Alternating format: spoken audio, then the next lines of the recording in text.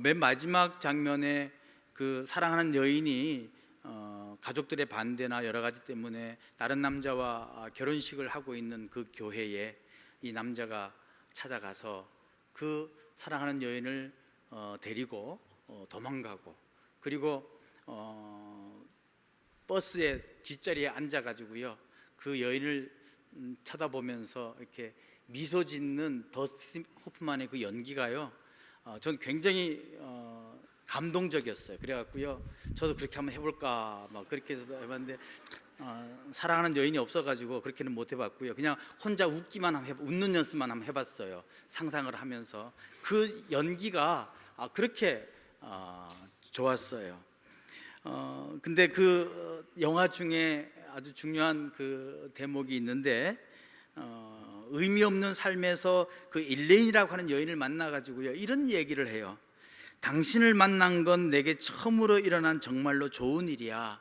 함께 있는 게 싫지 않는 최초의 사람이고 내 인생을 그렇게 낭비했다니 공허한 인생이었던 거야 라고 이렇게 사랑을 고백하는 그 내용이요 한번 써먹어보려고 했는데 참 이게 별로 이렇게 써먹어보지 못하는데 참 의미 있는 그런 내용이었던 것 같습니다. 무슨 말입니까? 그때까지 자신의 뜻이라기보다는 그저 눈앞에 보이는 대로 눈 질끈 감고 달려가는 그런 인생을 살았는데 이 여인을 만나고 나서 인생이 방향에 바뀌었다라고 하는 그러한 내용입니다. 참 사랑을 만나고 그냥 흘러가는 길이 아닌 새로운 길을 떠나는 이 두 젊은이의 모습이 지금도 가슴을 뛰게 합니다. 오늘 본문에 나오는 야곱의 삶도 별반 다를 바 없습니다. 바로 사랑 때문에 길이 바뀐 경우이지요. 창세기 29장 20절에 보면 야곱이 라헬을 위하여 7년 동안 라반을 섬겼으나 그를 사랑하는 까닭에 7년을 며칠같이 여겼더라. 얼마나 사랑했으면, 얼마나 좋았으면 7년이 며칠처럼 여겼습니까? 누구는 그렇게 얘기하다 7년을 하루같이 여겼다라고 그렇게 이야기합니다. 몇 년이라고 하는 그런 긴 시간이 며칠 정도로, 아니 하루 정도로 느꼈던 이유 단 한 가지, 사랑 때문이었죠. 그러고 보면 사랑에도 결단의 용기가 필요한 것 같습니다. 하기는 뭐 야곱의 삶이라고 하는 것 자체가 결단의 삶을 살아가는 그런 사람의 표상 아니겠습니까? 장자권을 내가 가져야 되겠다고 결심한 이후에는 뒤도 돌아보지 아니하고 실천에 옮기고요, 아버지 이삭을 속여야 되겠다라고 일단 마음먹은다면 무슨 수를 쓰더라도 그것을 지체하지 않고 아버지를 속이고, 그리고 사랑하는 여인을 만났을 때 내 인생의 긴 시간을 뚝 떼어내 바쳐도 후회하지 않겠다는 마음의 결심이 섰기에 그 자리에서 라반을 섬기기로 결정을 내렸던 것입니다. 어찌다가 인생의 20년의 시간을 보내고 났지만 나름대로 그래도 고생은 했지만 아주 헛된 것만은 아니었습니다. 많은 자식들도 있었고요, 그리고 또 재산도 많이 늘려가지고 야곱의 재산이 풍부했다라고 표현하고 있지 않습니까? 양떼와 노비, 약대, 나귀, 어느샌가 자수성가한 그러한 사람이 되었습니다. 그런데 지금 그 많은 식솔들과 재산들과 가축들을 눈앞에 두고도 더 이상 앞으로 나아가지 못하고 있습니다. 야복강을 건너지 못하고 나루터에 혼자 우두커니 앉아 있습니다. 그동안 살아왔던 가정이 눈앞에 쭉 펼쳐졌을 것입니다. 한편의 드라마처럼 멋지게 원하던 장자권도 얻었고 아버지의 축복도 받고 한 여인을 자기의 삶을 나누어서 사랑도 해 보았는데 차마 그 강은, 앞에 있는 강은 넘어갈 수가 없었던 것입니다. 지난 20년 동안 잊으려고 애를 써봤지만 자다가 깨어난 새벽에는 문득 머리에 떠올라 마음을 초조하게 만들었던 그 현실이 어릴 때는 꿈에 쫓아와서 땀에 흠뻑 젖을 때까지 소리를 지르다 깨게 만들었던 바로 그 오래된 숙제가 눈앞에 자기를 기다리고 있는 것입니다. 그러니 뻔히 자기를 잡으려고 단단히 준비하고 있는 그 소굴로 들어갈 용기는 차마 나지 않았던 것입니다. 그래서 이러지도 못하고 저러지도 못하고 나루터에 혼자 앉아 있는 것입니다. 재산도 있고요, 식솔도 많고요, 부를 수 있는 종의 머릿수도 많았습니다. 근데 군대가 없었죠. 자기를 지켜줄 군대까지는 준비하지 못했습니다. 그런데 어려서부터 힘쓰기를 좋아하던 형 에서는요, 자기 장기를 잘 살려가지고 훈련된 400명의 군대를 데리고 자기를 잡으려고 오고 있다는 소식을 들은 거예요. 그러니까 어떻게 해야 될지 답이 나오지 않습니다. 인생이 한 곱이 넘으면 좀 평탄하게 쭉 가야 살맛이 나는 것 아니겠습니까? 그런데 이건 한 곱이 넘어가면 조금 전에 넘었던 그 고개 때문에 그 뒤에 있는 더 큰 고개, 더 큰 산을 보지를 못했던 그 큰 산이 떡 버티고 있는 형국이니까 얼마나 답답했겠습니까? 얼마나 힘들었겠습니까? 그래서 나루토에 혼자 먹먹하게 앉아 있는 것입니다. 여러분, 아까 졸업이라는 영화 제가 소개해드렸는데요, 정말 흥미진진한 그런 얘기는 아니지만 맨 마지막에 그 사랑하는 여인을 데리고 버스에 올라타는 것 얼마나 스릴 만점입니까? 그렇잖아요. 그래서 그 여인을 손을 잡고 버스에 올라타서 맨 뒷자리에 앉습니다. 그리고는요, 둘이 쳐다보면서 웃어요. 야, 우리가 해냈구나 하고 씩 웃어요. 그러니까 뭐 그 장면만 보면 가슴이 뜨끈뜨끈 하잖아요. 그런데요, 그 장면으로 끝나는 것이 아니라 그 장면이 한 30초 동안 계속 이어집니다. 근데 두 사람의 표정만 보여주는데요, 두 사람이 한번 쳐다보고 서로 행복해서 웃었다가 고개를 돌리고 난 다음부터는요, 갑자기 둘이 얼굴이 굳어집니다. 그리고 30초 동안요 절대 쳐다보지도 않아요. 둘 다 얼굴이 딱 굳어지는 거예요. 그래서 영화가 해피엔딩 같지만요, 실은 해피엔딩이 아니에요. 남자 쪽을 쳐다보던 여인도 머쓱해서 그냥 굳은 얼굴로 앞만 쳐다보는 두 사람의 얼굴, 무엇을 이야기합니까? 감독이 뭘 얘기해 주려고 그렇게 엔딩 장면을 그렇게 했을까요? 결단을 내려서 무엇인가 일은 저질렀는데 그것으로 끝이 아니다라고 하는 거예요.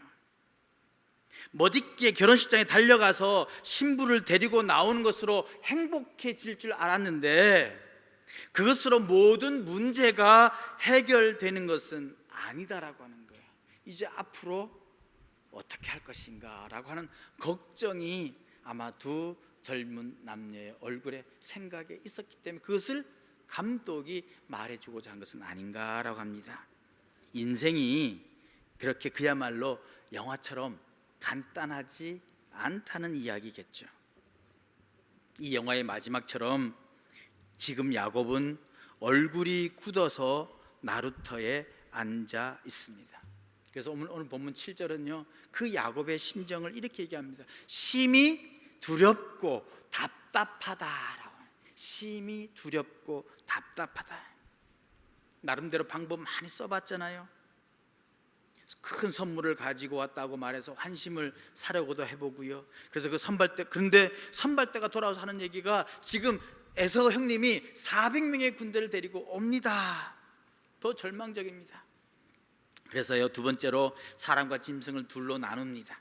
그리고 에서한테 당할 땐 당하더라도 적어도 한쪽은 살려야 되겠다라고 하는 생각으로 두 떼를 나누고요.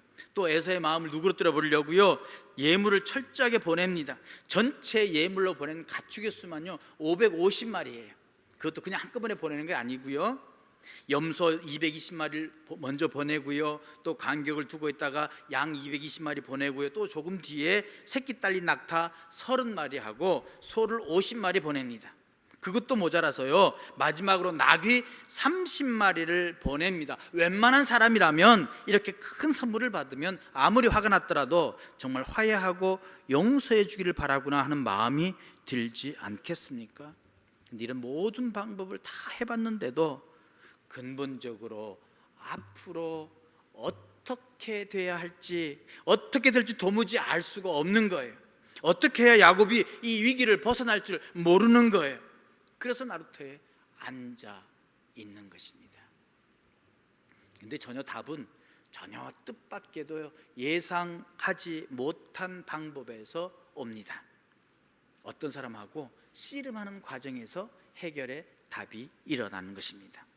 처음에는 어떤 사람이라고 얘기합니다. 그런데 나중에 야곱이 회상할 때 그때 내가 씨름했던 사람이 하나님이었구나 하고 밝히게 됩니다. 하나님 혹은 하나님의 천사와의 씨름, 상대가 상대인만큼 쉽게 이길 리가 없었을 것입니다. 결국 천사가 야곱을 이기지 못하는 상황이 되니까 야곱의 환도뼈, 즉 허벅다리, 엉덩이와 다리를 연결시켜주는 그 뼈를 부러뜨립니다. 비록 환도뼈가 부러지긴 했지만 그래도 이긴 것이 아닙니다. 이겨도 이긴 것이 아니죠. 어떻게 봐도 야곱이 정말 힘이 세가지고 하나님을 굴복시켰습니까? 하나님의 천사를 굴복시켰겠습니까? 하나님 혹은 하나님의 사자가 인간하고 씨름해서 진리가 만무하잖아요. 근데 우리는 아버지하고 아들하고 씨름할 때 누가 이깁니까? 아들이 이기죠. 아들이 이기잖아요. 아마 그런 심정이었을 것입니다. 하나님이 주신 거예요. 야곱을 이기게 하신 겁니다. 이유는 무엇입니까? 야곱을 사랑했기 때문입니다. 야곱의 이름을 묻기 위해서, 야곱을 돕기 위해서 찾아오신 하나님이셨기 때문에 하나님은 주신 것이고요. 그리고 야곱은 그것을 알았어요. 그것을 몰랐으면, 뼈가 부러지게 한 대 맞았으면 도망을 가지 않겠습니까? 아니면 상대방이 왜 이러냐고 씨름하자 그래놓고 왜 한도뼈를 부러뜨리냐고 아마 대들었을 것입니다. 근데 한 대 세게 맞아가지고 뼈가 부러진 다음에 그래도 제대로 일어서지도 못하고 무릎 꿇은 상태에서도요, 뭐라고 얘기합니까? 저분이 나를 도와주실 분이구나 알고는 그에게 끝까지 간구하는 거예요. 저분이 나를 도와주시는구나 라고 알고 있었다는 것입니다. 그래서 야곱은요, 구부정한 자세로 자신을 축복해 주지 않고는 못 보냅니다라고 얘기하는 거예요. 축복해 달라고 간구하는 것입니다. 천사가 무엇이라고 얘기합니까? 내 이름이 무엇이냐라고 묻습니다. 축복해 달라 그러는데 내 이름이 무엇이냐라고 하나님이 묻습니다. 이것은 하나님께서요, 야곱의 이름을 몰라서 그랬겠습니까? 왜 야곱의 이름을 묻습니까? 왜 기껏 오셔갖고 하시는 얘기가 이름을 묻습니까? 이 이름을 묻는다는 것 무슨 의미가 있습니까? 너는 무엇하는 사람이냐? 너는 무엇을 하고 사는 사람이냐? 너는 무엇을 중요하게 여기는 사람이냐? 이것을 확인시켜 주는 질문입니다. 결국 하나님께서는 야곱이 생각하는 중요한 것, 그것이 무엇인지 확인시켜 주려고 하셨습니다. 내 이름이 무엇이냐? 야곱이 대답합니다. 저는 야곱입니다. 저는 야곱입니다. 야곱의 이름의 뜻이 뭡니까? 속이는 자란 뜻입니다. 무슨 말이에요? 내가 살아가려고 나의 힘을 다하여, 나의 지혜를 다하여, 내가 있는 생각 모든 것을 다하여 내 힘대로 살아가는 사람입니다. 내 주장대로 살아가는 사람입니다. 내 능력대로 살아가는 사람입니다. 속이든지 죽이든지 내가 어떻게든 내가 살아가는 사람입니다. 내 힘으로 살아가는 사람입니다. 대답하는 거예요. 나는 그런 사람입니다. 그런데 하나님께서요, 내 이름을 다시는 야곱이라 부를 것이 아니요 이스라엘이라 부를 것이다 라고 말씀하십니다. 여러분, 이스라엘이라고 하는 이름의 뜻 그렇게 간단하지는 않습니다. 본문에는요, 이스라엘이라 부를 것이니 이는 내가 하나님과 및 사람들과 겨루어 이겼음이니라 라고 되어 있어서 하나님과 겨루어 이긴 자라고 이렇게 설명을 합니다. 그런데 만학자들은 그런 뜻이 아니라 하나님과 씨름하는 자 혹은 하나님이 다스리신다, 보호하신다라가 이스라엘의 뜻이라고 얘기합니다. 지금까지는 네가 네 힘으로 내 능력으로 세상을 살아가고 능력 있게 살아갔지만 이제부터는 야곱이 아니라 하나님이 보호하는 자, 하나님이 살려주는 자, 하나님이 함께하는 자가 되게 하겠다라고 주님께서 말씀해 주시는 것입니다. 무슨 말입니까? 너와 내 가족 그리고 앞으로 올 후손들까지 하나님께서 지켜주시겠다는 말씀입니다. 야곱은 그 이름부터 자기만 아는 사람이었는데 이제는 이스라엘로 이름이 바뀌면서 내 가족과 함께 내 후손들과 함께 온 민족과 함께 하나님께 나아가야 한다는 그 사람의 정체를 다시 한번 변화시켜주고 변경시켜주고 정립시켜주는 하나님의 확인 작업이었다라고 하는 것입니다.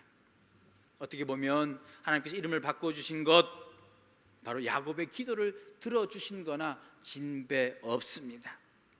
왜냐하면 야곱이 납복강 가루에서 두려움에 떨면서 기도할 때 내가 그를 두려워하면 그가 와서 나와 내 처자들 칠까 겁이 나기 때문입니다라고 자기뿐만 아니라 자기 가족들을 위해서 기도했었습니다. 눈을 감고 기도하다 보니까요, 눈을 감고 어두운 데 있어 보니까 아비 때문에 큰아버지의 칼에 생명을 잃을 그 자식들을 생각해 보니까 아주 치가 떨립니다. 눈물이 솟아납니다. 솟고 또 솟습니다.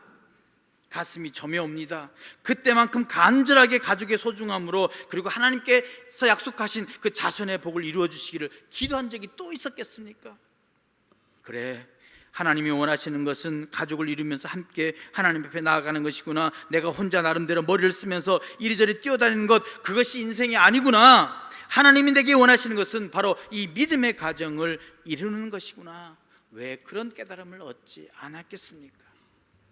그렇게 기도한 대로 하나님이 믿음의 백성 이스라엘이라는 이름을 지어주심으로 그 약속을 다시 확인시켜 주시고 그 기도를 들어 응답해 주신 것입니다. 그 밤이 그렇게 지났습니다. 그리고 그 자리를 야곱은 분이엘이다 이름 짓습니다. 분이엘, 하나님의 얼굴이다, 그런 뜻입니다. 그러면서 뭐라고 얘기합니까? 내가 하나님과 대면하였는데 내 생명을 보존하였구나. 내가 하나님을 맞닥뜨렸는데 내게 목숨을 건졌구나. 그렇게 고백합니다. 이런 거 보면요, 야곱이 이긴 게 아니에요. 이겼지만 이긴 게 아님을 야곱은 분명히 고백하잖아요. 하나님을 만나고도 목숨을 건졌구나. 결국 내가 이기는 것 같지만 결국 하나님이 이기신 것이구나. 내가 간구해서 얻은 것 같지만 결국 하나님이 주신 것이구나 고백하게 되는 것, 그것이 바로 분이엘입니다. 그리고 환도뼈는요, 하나님이 가져가셨어요. 그래서 그 성경에 보면 야곱의 허벅지 관절에 있는 둔부의 힘줄을 쳤으므로 이스라엘 사람들이 지금까지 허벅지 관절에 있는 둔부의 힘줄을 먹지 아니했다라고 합니다. 이 환도뼈와 거기에 붙어있는 힘줄 무엇입니까? 내가 가장 믿는 것입니다. 내 힘의 원천을 말합니다. 지금까지 내가 꼿꼿이 설 수 있게 해준 것을 말합니다. 하나님이 야곱의 환도뼈를 치신 것, 내가 믿는 가장 귀한 것, 그것 하나님의 것이다 라고 말씀해 주시는 것입니다. 그리고 인간은 더 이상 자기의 힘으로 무엇을 이루었다라고 생각하지 말아야 한다는 우리에게 주신 하나님의 교훈입니다. 우리 힘의 원천이 무엇입니까? 그것을 의지하지 말아야 비로소 답이 보입니다. 우리가 믿는 것이 무엇입니까?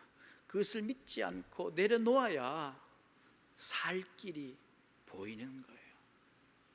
인기면 인기, 명예면 명예, 내 자랑거리면 자랑거리, 때로는 자식이면 자식, 내 지식이면 지식, 경험이면 경험, 그 모든 것, 내 두 다리를 든든하게 서게 하고 나를 지탱해주는 힘이 되는 환도뼈, 그리고 그 굵은 힘줄, 그것은 하나님의 것으로 알고 있어야 인생에 꼬인 문제들이 풀리는 것입니다.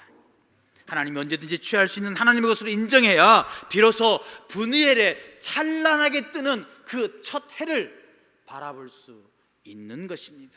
인생 한번 멋지게 살아보려고 이리저리 노력했지만 결국 하나님으로부터 환도뼈가 부러지는 일을 당한 야곱이 쩔뚝쩔뚝 앞으로 숙이지도 못하고 뻣뻣한 자세로 걷습니다. 아니요, 어쩌면 엉금엉금 기어서 갔을지도 모르습니다.